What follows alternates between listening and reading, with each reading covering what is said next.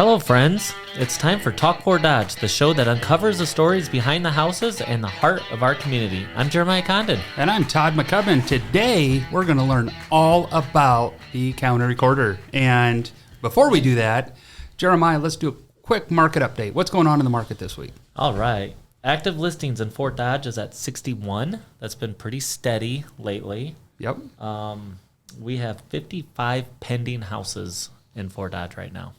So 61 active, 55 others are pending. So of the 100 and some on the market, half of them are sold or in the process of being sold. Correct. Wow. Yeah, and I have 10 of them. Wow. Yeah. They're not worthy. The median sales price is $134. That's when what last year it was $112. Yep. The average sales is $167. Last year it was $128. So they're selling at this mark. And last year we talked a little bit about this. Last year a lot of lower price houses were selling because people really weren't into the interest. You know, the interest rate was high. They weren't used to it yet. And now it's kind of coming around to people are like, okay, this is the new norm. We can start buying these houses. We're hovering right around that 6%. Yeah, and if it drops under, it's going to explode. Yeah, you get back down to 5.5, it's going to be busy. Or just 6, not 5.5. We'll take whatever. Let's not get too optimistic there. Yeah, all right. Well, I know we're not 100% facts here, but let's all get right. crazy. Well, we can get hopeful, wishful thinking. Yes. There you go. So we are here today with a native Fort Dodger who decided she wanted to be the county recorder, which most people don't. My son goes, what's the county recorder do? And I'm like, we'll ask her when she gets here. So you'll have to listen to the podcast to find out. And not just any county, but Webster County. That's right. The Webster County. Can we do that like the Ohio State University? That's why I did it. I mean, it is March Madness, right? It is. Let's talk about it. And the second I saw you this morning, I thought about your campaign, like when you're in the parade, like pink. Pink. And not only you pink, but everybody around you has to wear things. pink during Yes, those pink during those things, times. Pink Pink water bottles, signs. pink signs, all the things. You can't have It's too many. important. No. No such thing as too much pink. No. I had a lady actually come up to me yesterday at the Bridal Expo, and she was like, I love that you wear pink all the time. I was like, yeah, it's my brand. Can you imagine her Important closet? about- You open it, you're like, It's all about like mixing and matching, though. yeah, you got different things, different pink. So does it only go with black, or does it go with others? No, black is kind of that staple color that I have a lot of blacks and grays, but Yeah. you can mix it with anything. We need some pink glasses. I've been talk about telling this. you that, You but do. you haven't done it yet. I'll You order some. missed it on this one. You had the perfect opportunity. I did. Wah, wah, wah. So Lindsay, Note to self. Pink glasses. pink glasses. Is it? Can you get me just a normal pair and we'll both wear them one of these days? Maybe. Maybe some pink, like shaded ones. Oh, there you There go. you go. Oh, what are those called where they wrap around? Like the Dog the Bounty Hunter type pink glasses. I'm thinking like X-Men. Oh, there you go. All the way around. And you'll think of me every time you put them on. So you say one more thing. So we should move on. But I met LeVar Burton 2 weeks ago. And all I can think of is Star Trek now and having that pink visor like he did in Star Trek. I don't know who that is, but I'm don't sure it's a either. I Star was Trek pretending like I character. did. Reading Rainbow. You know LeVar Burton. Reading Rainbow. He had the little visor on Star Trek. I was figuring he was going to allude to who it was. Yeah, but I'd be like, that's oh, yeah, that guy. That guy. Yeah, like we all know our Star Trek My on inner Talk Fort nerd Dodge. came out. Sorry about that. Now back to property records. Back to records. Exciting part's over. So, went to St. Edmunds, Yes. graduated. Tell us a little more about yourself. Yes, absolutely. So I graduated from St. Edmund in 2008. So I played soccer for Fort Dodge Senior High. St. Edmund does not have soccer, so the two schools do incorporate those sports. I do think that is important when you have, the opportunity that one school doesn't provide something the other school can offer that, and I think it's good for relationships too, to build and be able to network with those two schools. So I graduated in 2008, went off to, I had high aspirations of playing Division I soccer, ended up getting hurt, and being away from home is a hard thing, especially when you're going to doctor's appointments and all that. So I decided to come back to Fort Dodge. Obviously being injured, it's hard to. Where were you going to school? University of Wisconsin in Milwaukee. Okay.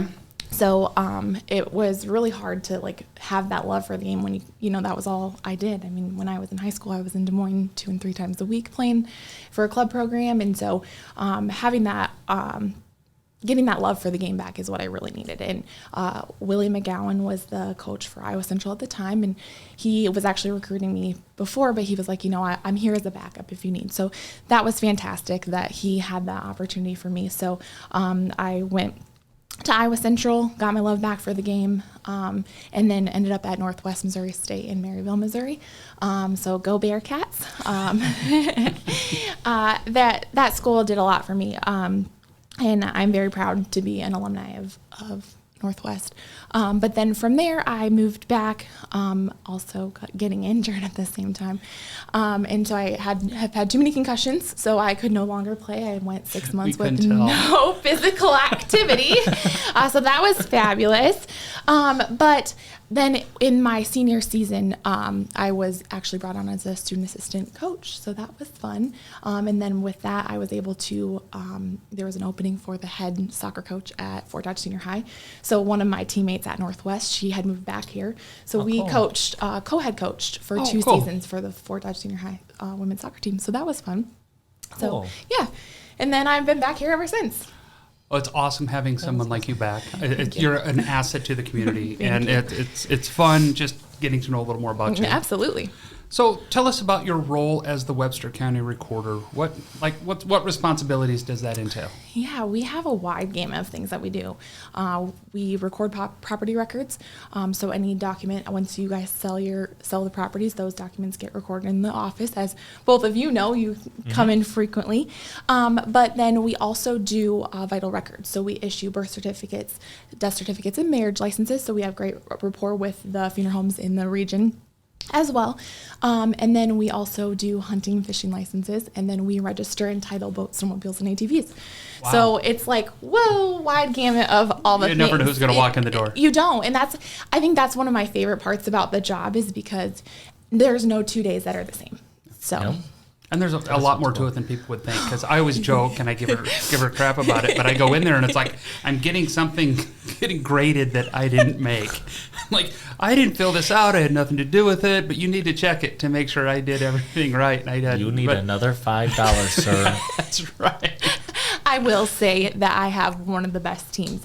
They are amazing. I am so proud of the work that group does, and I wouldn't be, Webster County wouldn't be where we were. I go up there quite a bit, and I walk in with a smile every time, wondering who I'm going to give crap to. Yeah. And who's going to give it back. Yes. That's right. And they're right. And they're always so kind and nice. And don't get me wrong, it's not like a teacher's being mean. It's like, no. I don't even know what I did wrong, but I'm sure there's something wrong. Absolutely. And that's the hard part, is that's for us to be able to educate people as well. It's like we have codes that we have to follow to be able to record the documents, and sometimes getting that education out there is important. So. Yep. Exciting. Yes. Switch gears a little bit. Let's talk PRIA. Oh, yes. PRIA fills my bucket. Yay. Yes. Well, then tell us what it is and tell us your involvement. Yes, absolutely. So I am involved with the Property Records Industry Association. It is a national association. I am actually the membership government co-chair for the membership committee, and so we are super proud that we almost have 1,000 members from across the country. So it's very exciting. It's important to be involved, to know what is happening in the industry across the country. It seems that a lot of times things happen on the coast that then funnel down to the central states. So it's very important for me to be able to know, what is happening and how that will affect us. Some of the things that we just came off of the PRIA Winter Symposium that was in Charleston, South Carolina, that I was able to participate virtually. So being able to save taxpayer money at that time and be able to still be involved is important to me. So with that, we learned about blockchain, property fraud alert. So those are some of the key things. With Iowa, we have the Iowa Land Record System, so all 99 counties electronically record. We're looked to across the country for that. A lot of states do provide e-recording services, but they don't have one certain spot to do that. So we are very proud in Iowa to have that. And then we also upload our documents daily to that. So in Webster County right now, currently we're back to 1999 on that system. But we had just previously have done a huge back scanning project. So I do anticipate more and more of those records being available. 99 was a great year. No, it wasn't. I was in California in the Army, not knowing what was going. It was weird. So you I won't tell you where I was. Probably middle school. Middle school. Sorry, Todd. Probably under. I'm not old. Thank you for serving our country. You're welcome. Because I was in high school. So you talked about blockchain, and the normal person doesn't. I bought a Bitcoin miner like 7 years ago, so learned about blockchain with a Bitcoin miner. Mm-hmm. I've since sold it because I can't keep all the technology to keep it going. Absolutely. But I have 0.1 Bitcoin if you... Woohoo! Point Yeah, one. 0.1. But when it's $75,000 of Bitcoin, it's $7,500 bucks. But I got it off a Bitcoin miner that I owned and, like I said, got rid of. But I learned about blockchain in that. Can you just 5-second what blockchain is? Because I know most people are confused. It is a beast. I will tell you that. I did actually bring some paperwork for you about it, but in the broad overview, it is just another technology. So right now we do have a software that we are able to digitize and, we are also able to index and scan in documents. It is another form of technology in overview. And just to expand on that, it's something that's secure, because blockchain, the way it expands on the next one, it makes that more secure than a lot of other different technologies would. So there's two ways to that there, and that's part of the paper. So I've been a part of a blockchain basics work group to be able to learn and understand how that affects the property records. It's something since I've been involved in PRIA since 2015, and it's something we've been talking about since then. And when I went to my first PRIA conference in 2016 in Dubuque, they're talking about blockchain, and I'm like, I'm over here trying to learn grantor grantee index and how to run my office, and we're talking about blockchain. I'm like, this is over my head. I'm not supposed to be here. What is going on? I don't know what this is and how is it supposed to change the world? Yes, absolutely. So in the last year, I've been a part of a blockchain basics work group. We've met every other week for the last year. So we've just put together an almost 8-page paper that gives the pros and cons. So there is pros and cons on different sides depending on how you feel. And I think that's with any sort of technology. So I think it's important to be able to understand and be in the know of what is happening. And if it's something that we can implement in the future, I will definitely take that into consideration. But at this time, I think we're pretty set with what we got going. We're doing just fine. Absolutely. With the electronic recording has a lot to do with this. Yes. And that just recently really made a big push on electronic recording. How is that going? And I think it's going very well. I think it's fast, it's convenient, it's user friendly. I think the hard part for us is we miss that personal interaction with people, and I think that is something that we hear a lot about. Well, we wouldn't be able to see you if we did that. But I do think it's important as we look throughout this age that we're in right now, that you can submit that document to us from your desk, whether you're at home, working from home, whether you're at the office, wherever that may be, you're going to get it recorded. We record them almost as fast as they come. I find it nicer to like Calhoun County. Yes. So I don't have to drive over to Rockwell City. Absolutely. Or, the surrounding towns. Yep. Actually, we'll come in and see you guys, but if we have to drive to Rockwell City, we'll do it the Noted. other way. We love coming to see you.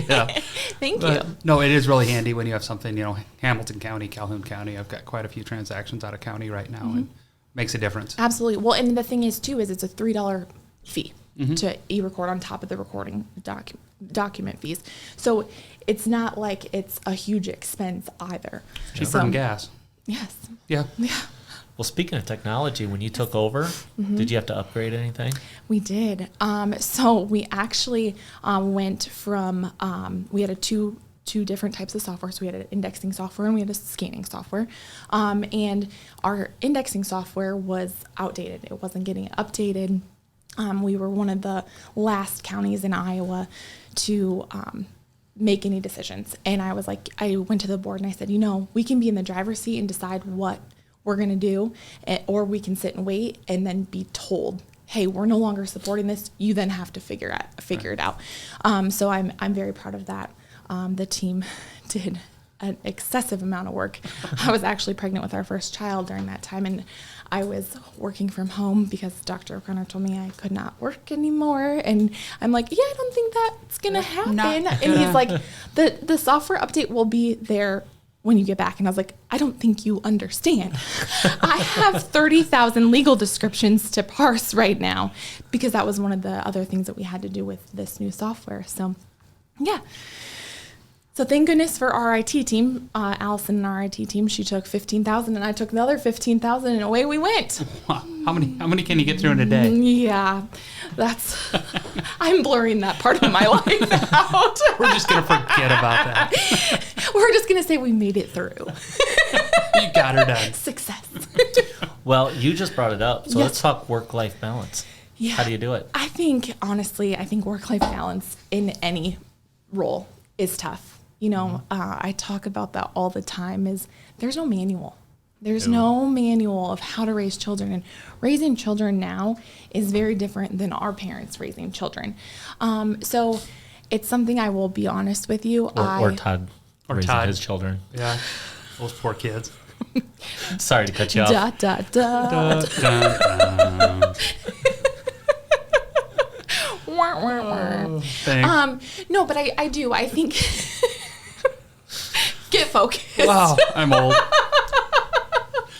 Anytime I can just jab that in there, gotta do it. It's okay. That's why I'm we're bald here. too, so Well, I have color for my hair. Otherwise, it would be lots I'm of half shades and half. of gray. I'm right in the middle. yeah. No, I do. That is something that I do work daily on. You know, I just feel like, even yesterday when you made the call to me, I was like, I have to answer this call. You know, he may need something that, you know, I don't know what's going on. Yeah, because I don't call you every single No, day. and that's why I was like, another day. Jeremiahjcondon, and I was like, I got to answer this. I was at a birthday party, but I still answered. And that's, you know, that's the thing, is like, we are here to provide a service. And whether an email comes in at 10 o'clock at night, because I'm guilty. You know, when my kids are like, Mom, I thought work was over, you know, I'm guilty. So I think it's important too, because I think it's also setting a precedent for our children to be able to learn from someone that they look up to, work-life balance. So I will be completely honest, it's something I work on. That was my New Year's resolution last year, and I still feel like I'm not there yet. But, you know, I think that's something that you acknowledge. Scheduling. Yeah, I mean, absolutely. And your kids are old enough now that they're starting to get in sports or whatever. The events. first, we Now have, it gets busy. yeah. And then my husband's going to get in the field, and, you know, all the things. It'll be just fabulous. Yeah. It'll be great. We actually had that conversation last night. He's like, yeah, probably not next week, but the next week. And I'm like, oh, please, no. Oh, gosh. Here it I'm goes. not mentally prepared yet. So do you help with that as well? Or is it more like the children? No. I do help switch fields sometimes at nights, but All I can picture is Lindsay in the tractor while it drives itself on her laptop, typing my a legal hot pink description. blazer. Well, I know there's a lot of wives out there that do. There are, and God bless them. And that is something too that I've learned a lot about the farming community, because I did not know much about farm life, and it's a very different lifestyle. It is a way. We'll talk about responsibilities and doing stuff when it needs to happen, not when you want to do it. Exactly. It's going to rain. We're going to be in the field, and we got 10,000 bales to go And through. by the way, you were supposed to have a party that you're not able to go to now, and so now I'm going to go solo, and that's fine. Yeah. That's how it works. Yeah, I get that. Yes. So changes in the industry. You talked about scanning all these documents in. You talked all the electronic recording. Mm-hmm. What other changes are coming up? I think there can be change at any time. So right now, with a lot of things that we're doing, it's always thinking about what that next step is going to be. And I think that's important. I don't know what that change is going to be at this point, but it is important to me and to our team to have those records preserved, to be able to have them available for our children. You know, we talk about even the documents, the old books that we have that are written in calligraphy. Yeah. Or cursive, and they don't teach cursive in school And you anymore. can't read it. And so, I mean, and we talk about that too, even when we're looking for records. It's like, okay, is that a J? Is it an I? Is it an L? Is it a G? You don't know. I did learn cursive, and I could write really well for a long time, but now it looks like everything I can't even read my own writing. I have to type it, or it's just silly because I don't write enough anymore. Were you a doctor in another life? No. Well, absolutely not. Maybe a mental patient. Look at his notes and look at my notes. Like, I write. He doesn't even know what a pen is, I don't think. But he can tell you all about the computer. I can. Yeah. He can tell you where the little J is on the little button. That's actually, now that you say that, though, isn't it funny that the save button on a computer is a floppy disk? Yes, it is. And you guys even remember floppy disks? I do. But the big ones? I just remember the smaller ones like this. The 5 1/4 inch? The one, they're actually floppy. Yeah. Not the one you're talking about. No. Yours was actually Mine was actually solid. hard. Yeah, like a hard plastic. But no, the other ones were floppy. My first computer actually saved on a cassette tape. It would save data on a cassette tape because that was the only way to do it. It was a Commodore VIC-20 in like the late 80s. Well, and then now you have the jump drives, and those are not secure anymore either. So you save it to the cloud. Save it to the cloud. Because that's secure. Nobody can break through the cloud. Did you like that silent deep breath? Not so silent. Almost secure. All right. How do you educate the community about what you do? I mean, is there constant education, or is there any education? Yeah, I think it's constant education. We do have social media platforms that we do use to post. Yesterday was another prime example. One of the things that we do with Vital Records is marriage licenses. So we were at the Bridal Expo yesterday at the Cardiff Center. So I do think it's important to get out there and to be able to tell people. And even when they come into the office, when they don't understand something, explain it to them, because they're going to tell their friends that are going to tell their friends and going to tell their friends. And I have a bachelor artist degree in communications, and I think communication is very important. Yeah. So. Super important. Absolutely. Well, you've done a good job, like, coming to our office and telling us about some rule changes. For sure. And then you tell our office. And I was so impressed the first time I saw the recorder's office at a wedding show. I'm like, that is such a great idea, because I actually have my little minister card that I got online, so I've done a couple of weddings. And, so, of course, note to self. Todd needs to talk to the recorder's office. How do I make this legal on top of that's right. There's wedding actually no somebody law and I on have that. no idea what I'm doing? So when you see my signature on the bottom, I got my card in my pocket. The last one I did say at the end, it's like, by the power invested in me by www.unitedlifemineries.com. Just stick to real estate. If I'm doing the service, you know it. Oh, Lord. But on another topic, back to the property records.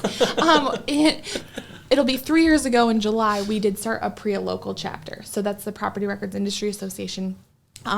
We brought in a group of stakeholders, so realtors like yourselves, bankers, attorneys, abstract companies. So we do meet quarterly for that. And we do get quite a good turnout, anywhere between 10 to 15 people, sometimes more, sometimes less. We do have actually an individual, Deb, who sometimes drives from just south of the Twin Cities in Minnesota. Wow. She's a part of the First American Title Association. So, yeah, it is important, and I think it's important that everyone in the industry knows what is happening. So we do like that, to be able to keep up with legislation, to talk. Our next meeting in April, we're going to have a surveyor. So come in, that affects all of us. And Yep. So, yeah. So if there's one thing that you wish more residents knew, just one thing that you could just blast out there and say, this is the thing that we explain the most, what is that? So one of the things is document formatting standards. So that ranges from text size, the way the document is laid out, what is required to be on the first page of the document, those sorts of things. So it is important. And knowing that we only have jurisdiction over Webster County, because that's a lot of times Other something counties that don't we pay as much get attention. is, Yeah. well, this county took it and this county took it. And my response, or the team's response, is, well, fortunately or unfortunately for you, we have jurisdiction over Webster County. So in Webster County, this is a standard that we follow, put in through Iowa Code 331-606B. I say that on the daily. A lot. Yes. So I do. That is very important. Yeah, So and that's a hard thing to fix. You can't go in there because there's got to be such a big space at top on the top of the page. So to say, hey, this isn't right, you have to put a bigger space on the top. And Right. now they're calling an attorney. They're trying to get things re-notarized, re-signed. Yep. And so, yeah, that can be tough. It can be tough for sure, and we don't want to hinder the process at all. But we also have requirements that we're required to follow, and I took the oath of office to follow. Follow the rules. Absolutely, and That's I right. tell people too. I didn't make the rules in 2005. I was still in high school, so I was not here. And you got elected to enforce them. Yes, and I'm sorry that I'm not going to be your best friend every day. I can't do it, and I didn't. Yep. Wasn't what I took the oath for. So Well, you're doing a good job. thank You are. All right, let's go back to your introduction. You talked about soccer Yes. and how you went to St. Edmunds, but Yep. you went to senior high. Absolutely. Now, I recruit people, like I don't personally recruit people. Maybe I do. You do. I do. Okay. So We I give do. a lot of tours. But I to give a lot of people. tours. Absolutely. And when I bring them through, one of the things I need to talk about are the schools. And that is one thing that I always bring up is if you go to St. Edmunds, they might not have all the programs. And like senior high has a big pool. Right. So you could go swimming there. Or and Iowa Central also plays a big part because Absolutely. you can get college education For sure. through both schools. So they like all work together. And you are A product saw of it. that. Yes. Absolutely. So could you explain like how that worked, or Yeah. I don't know how to ask the question. No, I think- because I think it's a cool thing that a lot of people don't know about it or they is. don't take advantage of. For sure. Well, and I mean, to take that a next step farther, a part of education, not just athletics, because you can do girls wrestling now that's another shared sport that we do as well. But with academics, I mean, so many times nowadays you hear of kids graduating with almost their AA already Yes. through Iowa Central. That is phenomenal. It and that is. is a huge expense that is Saves a lot of money for some of these yes, parents. Absolutely. So I do think it's important for people to understand that there is that collaboration between the two schools, and they do work together to provide the opportunities. And almost 3 schools. I mean, you put Fort Dodge, St. Edmunds, and Iowa Central all in that same category. And we talk so much about the Growth Alliance working together where, the county and the city and everybody works the same. And our school systems do the same thing as far as, you can work on your college, you can work on athletics, even if one school doesn't have it, the other does. And For sure. I think it's just a great thing this community's done to help grow and give that even big city feel. You can do anything you can in the big city Well, I mean, I just in Fort Dodge. love how you said it, and then you talked to the Iowa Central coach, and then you went somewhere else, and then you called them, came back, and it's like, so you're back in the circle. Because this is where we want to raise our family. This is where we want to work. This is where we have a lot going on here, and it's so exciting, and it's so exciting to be here and be able to provide that same experience, some of those same experiences for our children. Yay. Yeah. Yes. Well, awesome. Well, I think we're going to wrap up with that. And thank you so much for My being here today. pleasure. It's fun talking We to really you. And appreciate you. I think people are going to really enjoy the insight that you've kind of given. And who knew records could be fun? It is fun. It is so fun. And if anyone ever wants to come into the office, we love to give tours. We love to show off what we do. So Show the thank scary you. rooms with the scary scary rooms. books. No, it's not scary. You ever It's our taken anybody up to history. the clock tower? No, because I don't do well with heights. Well, I was just at the Capitol last week, and they're like, let's go to the top. And I was like, yeah, I'll see your pictures. Like, I'm not going up there. Keith Dankla took me up there. It's the most underwhelming space in the world because the clock tower is the clock thing's only like 6 very small. inches by 8 inches by it's tiny. It's just got little things sticking out. And I'm like, I kept thinking it was like Back to the Future. We had one of the last time we were up there, one of the guys was kind of scared, and Kreinbrink made him kind of go closer to the edge for the picture. And so I took that railing and like pushed You it as did hard as I could. not. It's a little loose. Oh, my Lanta. Glad I wasn't with Yeah, you. exactly. I would have had a stroke right then and there. Note to self: never go to the top of the Yeah, Capitol with Condon. I like to Exactly. mess with people. If I don't mess with you, it means I don't like you. Yeah, So that's true. Awesome. Awesome. Did you hear that, girls? Jeremiah likes us. That's right.